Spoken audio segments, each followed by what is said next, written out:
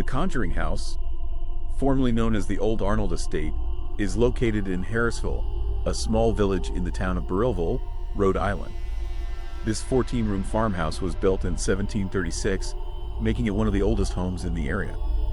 The house's long history is filled with stories of hardship, tragedy, and death, which many believe have contributed to the paranormal activity that has been reported there over the years. The Old Arnold Estate was originally owned by the Arnold family, who were among the early settlers in the region.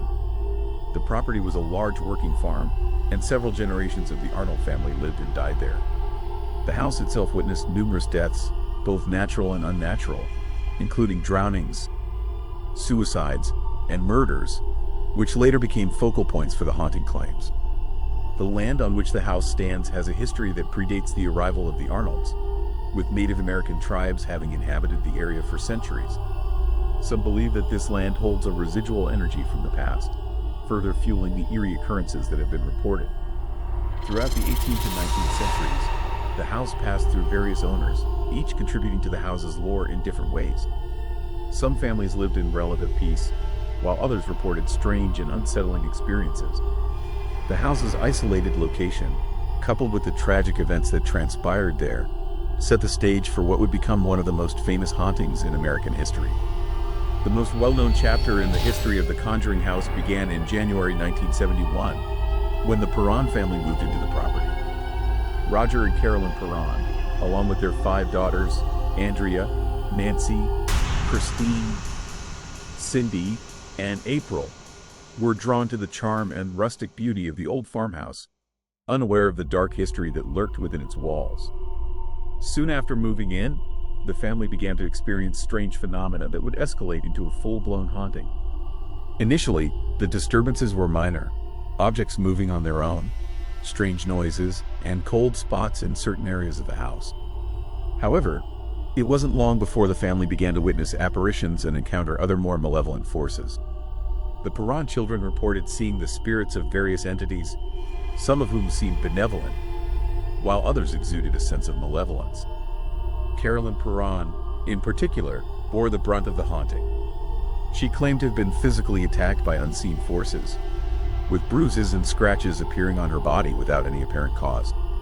One of the most terrifying entities that the family encountered was believed to be the spirit of Bathsheba Sherman, a woman who had lived on the property in the 19th century.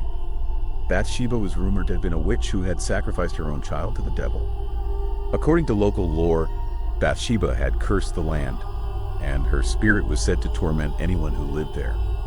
Carolyn Perron claimed that Bathsheba's spirit had taken a particular interest in her, and that she was often targeted by the entity. The haunting took a severe toll on the Perron family, with each member experiencing different levels of distress. The children were terrified of the spirits they encountered, and their parents were at a loss as to how to protect them. As the activity escalated, the Perrons decided to seek help from renowned paranormal investigators Ed and Lorraine Warren. Ed and Lorraine Warren were well-known figures in the world of paranormal investigation by the time they were called to the Conjuring house. The Warrens had gained notoriety for their involvement in several high-profile cases, including the Amityville Horror. Ed was a self-taught demonologist, while Lorraine was a clairvoyant and medium. Together, they had founded the New England Society for Psychic Research and had built a reputation for their work in investigating and documenting paranormal phenomena. When the Warrens arrived at the Perron house, they quickly determined that the property was infested with spirits, and that at least one of them was demonic in nature. Lorraine Warren claimed to have sensed a dark presence in the house from the moment she stepped inside.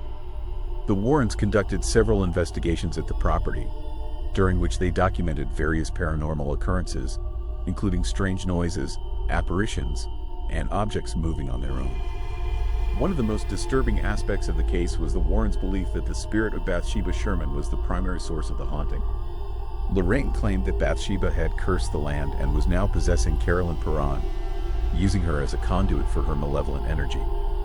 The Warrens attempted to perform a cleansing of the house, but the activity continued, and Carolyn's condition worsened. The situation became so dire that the Warrens decided to perform a seance to contact the spirit in an attempt to drive it out. During the seance, Carolyn Perron reportedly became possessed by Bathsheba's spirit, speaking in tongues and exhibiting superhuman strength. The family was horrified by what they witnessed, and the seance had to be stopped. The Warrens concluded that the house was too dangerous for the Perrons to remain in, but the family was unable to leave due to financial constraints. They were forced to endure the haunting for nearly a decade before finally moving out in 1980. After the Perron family left the Conjuring house, the property changed hands several times. Each new owner reported varying levels of paranormal activity, though none as extreme as what the Perrons had experienced.